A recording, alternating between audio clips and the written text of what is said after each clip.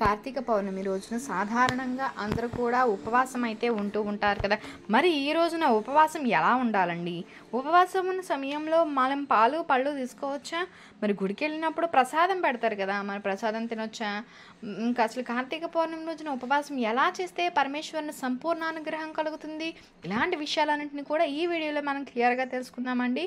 మీరు వీడియోని చివరి వరకు స్కిప్ చేయకోకుండా చూడండి అని మీకు డౌట్స్ అన్నీ క్లియర్ అవుతాయని అనుకుంటున్నాను. పౌర్ణమి ప్రతి నెల అయితే వస్తుంది, కానీ కార్తీక పౌర్ణమికి ముందు ఉండే ప్రత్యేకత మరి ఏ పౌర్ణమికి అయితే లేదు. ఖగోళపరంగా చూస్తే ఏడాది మొత్తం కూడా ఈరోజు చందమామ ఉన్నంత అందంగా ఏ రోజు ఉండదండి. అంతలా వెలిగిపోయేటువంటి వెన్నెలకే కన్ను కుట్టేలాగా గుడి ప్రాంగణాలు, జలాశయాలు కార్తీక దీపాలతో శోభాయమానంగా వెలుగుతూ ఉంటాయండి. మరి ఆ రోజున ముఖ్యంగా కార్తీక పౌర్ణమి రోజున ముత్తైదువులు 2 రకాల నోములు అయితే నోస్తారు.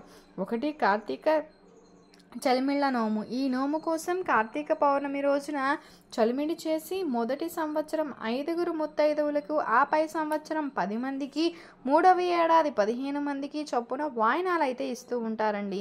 రెండవది కృత్తిక దీపాల నోము. ఆ రోజు రాత్రికి శివాలయంలో 120 దీపాలు అయితే వెలిగిస్తారు. ఆ తర్వాత సంవత్సరం 240, ఆ తర్వాత 360 శివాలయంలో దీపాలు అయితే వెలిగిస్తూ ఉంటారు. ఈ నోములు నోచుకున్నట్లయితే శివ సాన్నిధ్యం లభిస్తుందని చెప్పి పురాణాలు చెప్తున్నాయి. ఇక కార్తీక పౌర్ణమి రోజున నమక చమక మహాన్యాసపూర్వక ఏకాదశి రుద్రాభిషేకాలు గనక చేయించినట్లయితే శివుడు ప్రసన్నుడవుతారని చెబుతారు. మరి ఈరోజు ఉసిరికాయని దానం చేస్తే దరిద్రం అంతా తొలగిపోతుంది. లలితా సహస్రనామ భక్తిగా పఠించినట్లయితే ఆ దేవుని యొక్క సకలైశ్వర్యాలు ఇస్తుందండి ఆ అమ్మ. కార్తీక పౌర్ణమిని త్రిపుర పౌర్ణమి అని దీపావళి అని కూడా అంటూ ఉంటారు. ఆ కథ గురించి కూడా మనం తెలుసుకుందాం. పూర్వం త్రిపురాసురుడు అనేటువంటి రాక్షసుడు అంతరిక్షంలో 3 పురాలను నిర్మించుకుని సర్వ సుఖాలు అనుభవిస్తూ ఉండేవాడు. బల గర్వంతో దేవతలందరినీ హింసించేటువంటి వాడు. అప్పుడు శివుడు త్రిపురాసురునితో 3 రోజుల పాటు యుద్ధం చేసి అతన్ని సంహరించాడు. అసుర వధ జరిగినటువంటి ఆనందంలో దేవతలందరూ కూడా దీపాలు వెలిగించి పండుగ జరుపుకుంటారంట. అందుకే దీన్ని దేవ దీపావళి అని కూడా అంటూ ఉంటారు. ఇంకా విష్ణుమూర్తి మత్స్యావతారంలో పుట్టింది కూడా ఈ రోజేనండి. వృద్ధాదేవి తులసి మొక్కగా అవతరించినటువంటిది. కార్తికేయుడు పుట్టింది. దత్తాత్రేయుని జన్మదినం కూడా ఈరోజే. అలనాడు ద్వాపరయుగంలో రాసలీలా మహోత్సవంలో గోపికా స్త్రీలను ఆ నల్లనయ్య అనుగ్రహించింది కూడా ఈరోజే అని చెప్పి నమ్మిక. ఎండుగడ్డిని తాడుగా పేని తోరణంగా కట్టి దాన్ని వెలిగించి బగబగమండేటువంటి ఆ తోరణం చుట్టూ శివపార్వతుల విగ్రహాలను ముమ్మార్లు తిప్పుతూ ఉంటారు.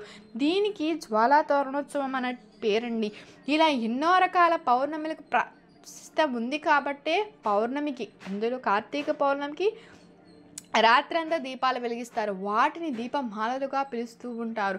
గుడి ప్రాంగణంలో మెట్లన్నీ కూడా దీపాల అమరికతో శోభాయమానంగా కనిపిస్తూ ఉంటాయి. కార్తీక పౌర్ణమి రోజున మహిళలు పగలంతా ఉపవాసించి రాత్రి దీపారాధన తర్వాత భోజనం అనేది స్వీకరిస్తారు. కార్తీక పౌర్ణమి రాత్రి దీపారాధన చేసిన తరువాత చలిమిడిని చందమామకు నివేదించి పలహారంగా స్వీకరించాలని శాస్త్రోక్తి. ఆరోగ్యపరంగా గమనించినట్లయితే ఇలా చేయటం వల్ల గర్భాశయ సమస్యలు అనేవి దరిచేరవని ఆయుర్వేదం అయితే చెబుతుంది. కార్తీక పౌర్ణమి రోజున ఉపసించి సాయంత్రం 6 గంటల ప్రాంగణంలో దీపారాధన చేస్తే సులభంగా పరమేశ్వరానుగ్రహం పొందవచ్చు. ఈరోజు పున్నమి కాంతి శరీరాన్ని తాకినట్లయితే సకల దోషాలు తొలగుతాయి. ఈరోజు ఉపవాసం ఉండేటువంటి వారు ఉదయం బ్రహ్మముహూర్త కాలంలో నిద్రలేవాలి. సూర్యోదయానికి ముందే దీపారాధన, స్నానం అనేది చేయాలి. ఇంట్లో యథావిధిగా పూజ చేసుకోవాలి. ఈ రోజుని కాదండి, కార్తీక మాసంలో 365 ఒత్తులు కార్తీక సోమవారాలు చేసే వాళ్ళు కూడా చేయాలి. అలాగే తూర్పు వైపు ఉన్నటువంటి కృత్తిక నక్షత్రాన్ని దర్శించుకొని ఆ తర్వాత అది ఉండగానే మనమైతే దేవునికి పూజ అయితే చేసుకోవాల్సి ఉంటుందండి. ఈ విధంగా మనం చేసుకుని దానికి నమస్కరించుకోవాలి. ఉపవాసం ఉండేవాళ్ళు పళ్ళు పాలు స్వీకరించవచ్చు. ఉడికించినవి వండినవి మాత్రం తినకూడదు. అత్యంత పవిత్రమైనటువంటి ఈ రోజున దేవునికి దగ్గరగా ఉండి దైవనామస్మరణ చేసుకుంటూ ఉండాలి. ఈరోజు శివాలయానికి వెళ్ళినట్లయితే అక్కడ పెట్టేటువంటి ప్రసాదం తినొచ్చండి. ఉపవాసం ఉన్నా కూడా మనం అక్కడ పెట్టే పలహారం అయితే స్వీకరించవచ్చు. కొంతమంది ఉపవాసం ఉన్నాం కదా ప్రసాదం వద్దు అంటుంటారు.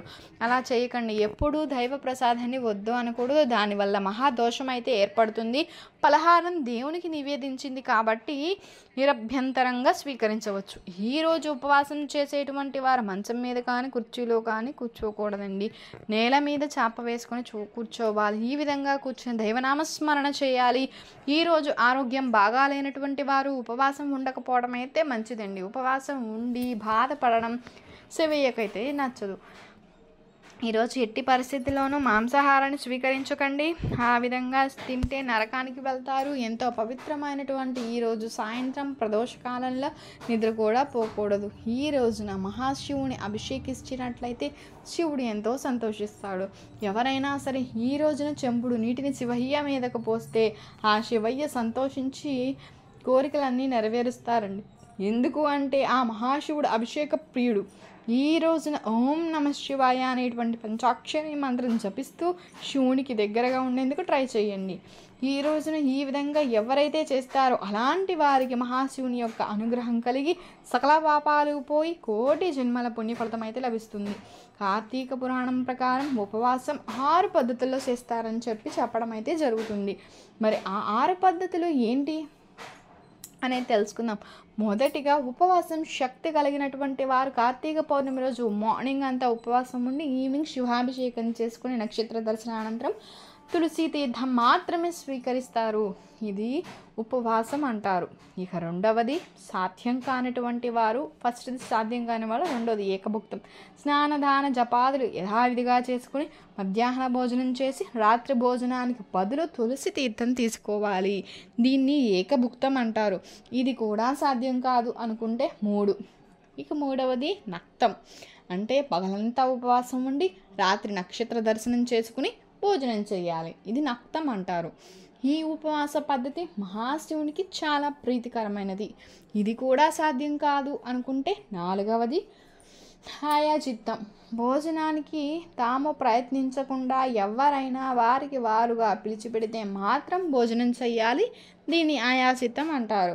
ఇది కూడా సాధ్యం కాకపోతే 5వది స్నానం, అంటే ఈరోజు స్నానం ఆచరించి శివపంచాక్షరి మంత్రం జపించాలి. దీన్ని స్నానం అంటారు. ఇది మాకు జపించడం తెలియదు, చేత కాదు అనుకునేటువంటి వారు చివరిది అయిన 6వ పద్ధతిని పాటించినా సరిపోతుంది. అదే తిలదానం. ఈరోజు నువ్వులను దానం చేసినా సరిపోతుంది. దీన్ని తిలదానం అంటారు. ఈ 6 ఏదో ఒక్కటి ఖచ్చితంగా ఆచరించండి. ఈ 6 ఏది ఆచరించకపోతే అలాంటి వారు 8 యుగాల పాపం కుంభీపాక గౌరవాన్ని నరకాలను పొందుతారని చెప్పి కార్తీక పురాణం చెప్తుంది. 8 ఏళ్లలోపు పిల్లలు, 80 ఏళ్ళు దాటిన పెద్దలు, ఆరోగ్యం సహకరించని వారు, ఆటంకం ఉన్నవారు తప్ప మిగిలిన వారు ప్రతి ఒక్కరూ ఉపవాసం ఉండాలి. కార్తీక పౌర్ణమి రోజున ఈ విధంగా ఉపవాసం చేసినట్లయితే శివానుగ్రహం మనకి కలుగుతుందని చెప్పి జ్యోతిష్య పండితులు చెబుతున్నారు. ఈరోజు అందరూ కూడా 365 ఒత్తులు అయితే వెలిగిస్తారు. అలా వెలిగించడం వలన సంవత్సరం మొత్తం కూడా దీపారాధన చేసిన ఫలితం అయితే లభిస్తుంది. మరి ఈ 365 వెలిగించేటువంటి సమయంలో అనేక సందేహాలు అయితే వస్తాయి. ముఖ్యంగా ఉపవాసం లేనటువంటి వారు, ఉండలేనటువంటి వారు 365 ఒత్తులు వెలిగించవచ్చా అనేటువంటి సందేహం అయితే ఉంటుంది. మరి ఆ సందేహానికి సమాధానం ఏంటో మనం తెలుసుకుందామండి. కొంతమంది 365 ఒత్తులు అరటి దొన్నలపైన ఉంచి నదిలో లేక కొలనులో వదులుతూ ఉంటారండి. ఇంకొంతమంది శివాలయంలో వెలిగిస్తారు. ఆ వీలు లేనటువంటి వారు ఇంట్లో దేవుని ముందు లేక తులసి కోటలో లేక ఈ 365 ఒత్తులు వెలిగిస్తారు. కార్తీక పౌర్ణమి రోజున చేసేటువంటి దీపారాధనతో ఇహలోకంలో సుఖ సౌఖ్యాలు, పరలోకంలో ముక్తి లభిస్తాయి. దీపం పరబ్రహ్మస్వరూపం. ఏ ఇంట్లో అయితే నిత్యం దీపధూప నైవేద్యాలు కైంకర్యాలు జరుగుతూ ఉంటాయో ఆ ఇల్లు అష్టైశ్వర్యాలతో తూగుతుంది అనేది ఆర్యోక్తి.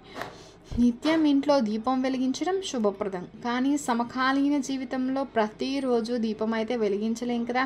అందుకే కార్తీక పౌర్ణమి రోజున ఒక పద్ధతిని సూచించారు పెద్దలు. సంవత్సరానికి 365 రోజులు కాబట్టి రోజుకు ఒక్క ఒత్తి చొప్పున 365 ఒత్తులు జత చేసి వాటిని ఆవు నీతిలో నానబెట్టి కార్తీక పౌర్ణమి రోజున ఇంటిలో ఉన్నటువంటి తులసి చెట్టు దగ్గర కానీ దగ్గరలో ఉన్నటువంటి దేవాలయంలో కానీ వాటితో దీపాన్ని వెలిగించాలి. ఆ విధంగా చేయడం వల్ల ఏడాది మొత్తం దీపాలు వెలిగించిన పుణ్యం అయితే లభిస్తుందని చెప్పి పెద్దలు చెప్తున్నారు.